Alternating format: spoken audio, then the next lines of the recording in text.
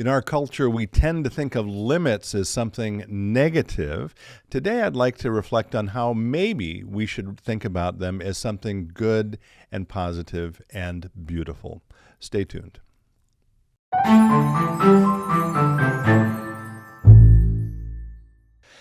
Hello, friends. Pastor Tim Westermeyer here, Senior Pastor of St. Philip the Deacon in the western suburbs of Minneapolis. Good to be with you as always. We have been, my wife and I, that is, have been teaching or leading a marriage class over the last few weeks here at church, which has been a ton of fun. We've enjoyed meeting a number of younger couples and having some conversations.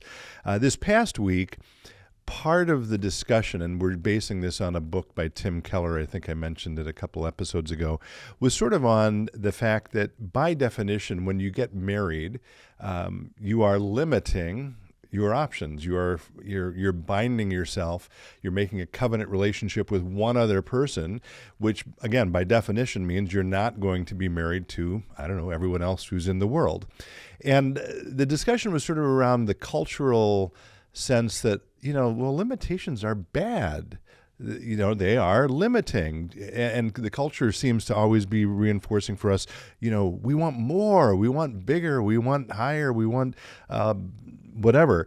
And the thrust of the conversation basically was trying to communicate the paradox that actually through limitation comes freedom, or through limitation comes something that's bigger and more expansive than we would get if we weren't limited, if that makes sense. And so I have just a few reflections on that, one of which I mentioned in that class, and then the other couple quotes are ones I've been reflecting on since then. All of these, again, are around this idea that as Christians, we probably should reframe that assumption and begin to think of limitation not as a negative, but rather as a positive. So one of the quotes we talked about in that class, this is from G.K. Chesterton's Orthodoxy, one of the most important Christian books written in the 20th century. He says this: "To complain that I could only be married once was like complaining that I had only been born once. It was incommensurate with the terrible excitement of which one was talking." And then he goes on to say, "A man is a fool who complains that he cannot enter Eden by 5 gates at once."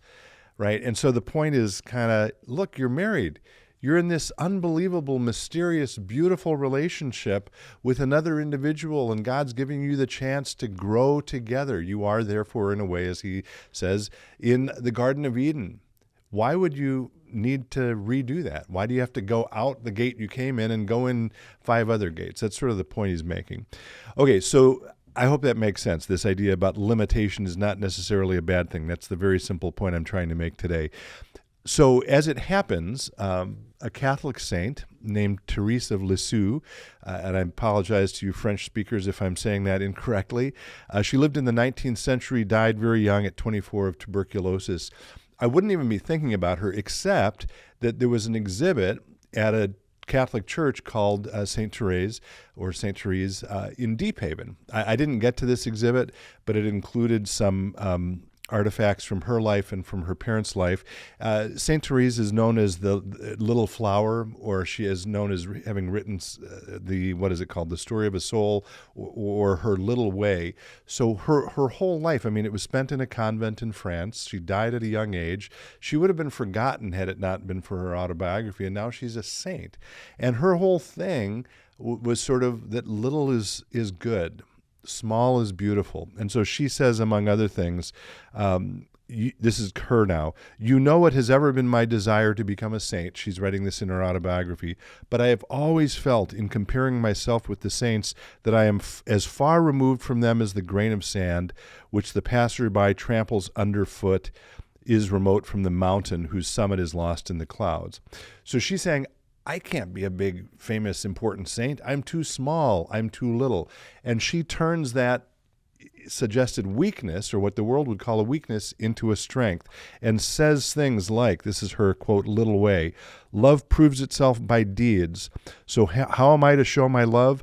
Great deeds are forbidden me. She felt like she wasn't able to do great deeds. The only way I can prove my love is by scattering flowers, and these flowers are every little sacrifice, every glance and word, and the doing of the least actions for love. Again, this is sort of become known as the little way. Do the little things with great love. And interestingly, another saint who we're probably more familiar with on the Protestant side of the fence is Mother Teresa, who took her name as a nun from Thérèse of Lisieux, and she says very famously a couple things that are very much in line with that little way.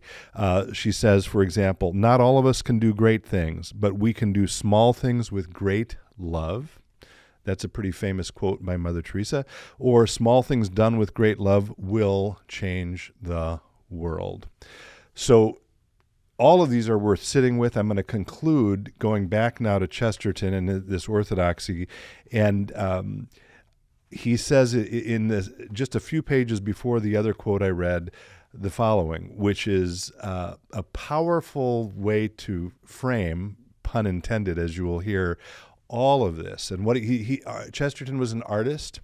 He drew cartoons. He went to art school before he was a journalist. And here's what he says. Art is limitation. The essence of every picture is the frame. Art is limitation. The essence of every picture is the frame. In other words, if you look at the Mona Lisa, part of what brings it, makes it powerful is the fact that Da Vinci, in that case, it was Da Vinci, right? Mona Lisa, yeah, was forced to say, okay, I'm going to make something beautiful. And it's not going to stretch to the ends of the world. It's going to be confined within this space, this frame. And again, Chesterton's point is because it is confined within the frame, that's what makes it beautiful. So my question for you might be, what are the frames in your life, and how can you view them not as a negative, but as space within which you can make something beautiful? Thanks for being with me. As always, be well, stay in touch, and God bless.